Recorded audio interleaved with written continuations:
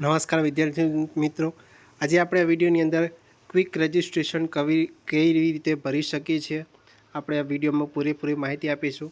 તો સૌથી પહેલાં ચેનલને જરૂર સબસ્ક્રાઈબ કરી દેજો. ક્વિક રજિસ્ટ્રેશન માટે તમારે આ વેબસાઇટ વિઝિટ કરવાની છે, જીકાસ સ્ટુડન્ટ. તો ક્વિક રજિસ્ટ્રેશન હું લિંક તમને ડિસ્ક્રિપ્શનમાં આપી જઈશ, ત્યાં જઈને તમે ક્વિક રજિસ્ટ્રેશન કરી શકો છો.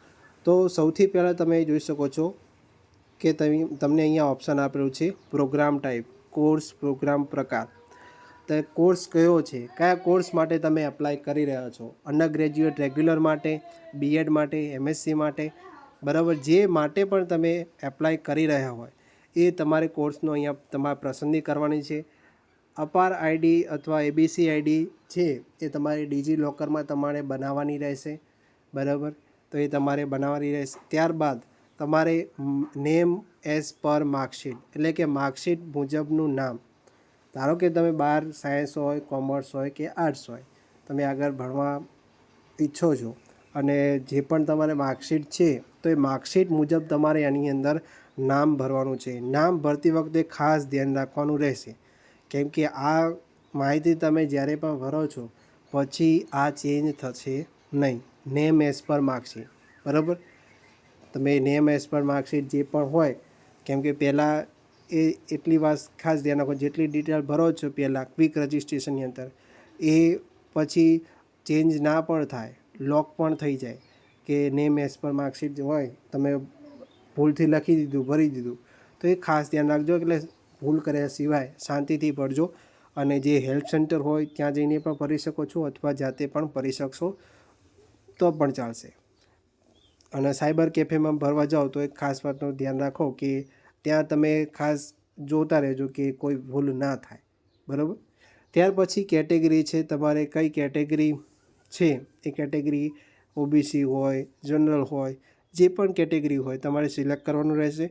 હવે અહીંયા ખાસ ધ્યાન રાખજો, જે પણ તમે કેટેગરી સિલેક્ટ કરતા હોય, તો ધારો કે ઓબીસીમાં નોન ક્રિમિનલ સર્ટિફિકેટ આવતું હોય છે, તો એમના જોડે નોન ક્રિમિનલ સર્ટિફિકેટ હોય તો જ તમે એપ્લાય કરજો, અથવા તો ન હોય અને કઢાવવા આપ્યું હોય તો એની રસીદ હશે જો તમારી જોડે, તો એ રસીદ દ્વારા પણ તમે વેરિફિકેશન આગળ જઈને કરાવી શકો છો, બરાબર.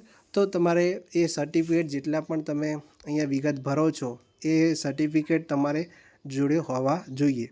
ના હોય તો એની રસીદ હશે તો પણ ચાલશે.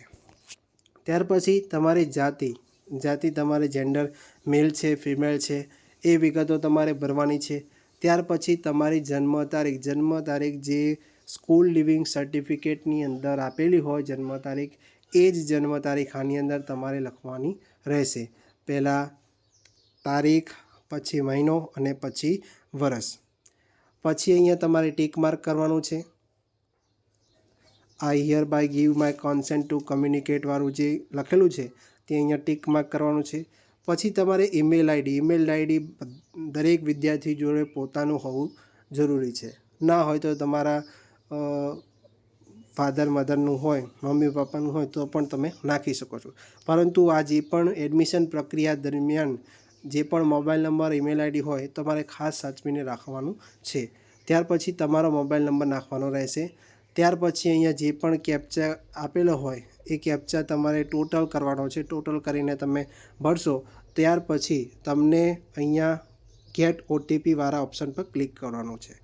ગેટ ઓટીપી વાળા ઓપ્શન પર ક્લિક કરશો તો તમારે એક ઈમેલ આઈડીની અંદર આવશે ઓટીપી અને એક મોબાઈલ અંદર બંનેની અંદર તમારે ઓટીપી આવશે.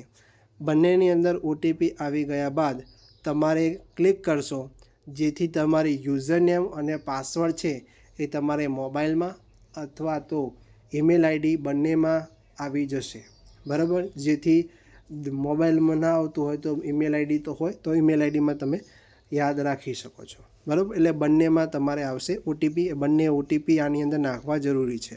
કોઈ એવું કહે કે ખાલી ઈમેલ આઈડીનો ઓટીપી મોબાઈલ નંબરવાળા ઓટીપીમાં નાખી દે, ના ચાલે. ના ચાલે, બંનેમાં અલગ અલગ ઓટીપી હશે. એટલે ઈમેલ આઈડી અને મોબાઈલ નંબર નાખવો ખૂબ જ જરૂરી છે, બરાબર. ત્યાર પછી તમે આગળની જે પ્રોસેસ છે એ તમે ભરી શકો છો. એની માટે આપણે એક વિડીયો બનાવેલો છે કે કઈ બેઝિક માહિતી આપણે ભરવાની હોય છે, સ્ટેપ ટુ સ્ટેપ પેમેન્ટ, પછી રજિસ્ટ્રેશન એકેડમિકવાળું ઓપ્શન હોય છે, શૈક્ષણિક માહિતી હોય છે, પછી કોલેજ કઈ હોય છે, એ બધી ફોર્મ ભરતી વખતે ખાસ ધ્યાન રાખવાની હોય છે. આ તો આપણે ક્વિક રજિસ્ટ્રેશનની વાત કરી આ વિડીયોમાં. જો આ વિડીયોમાં તમને ગમ્યો હોય તો વિડીયોને જરૂર લાઈક કરજો, શેર કરજો અને ચેનલને જરૂર સબસ્ક્રાઈબ કરજો.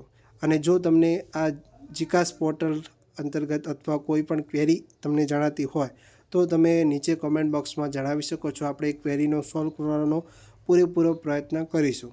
તો ફરી મળીશું આવા જ નવા વિડીયો સાથે. જય હિન્દ, જય ભારત.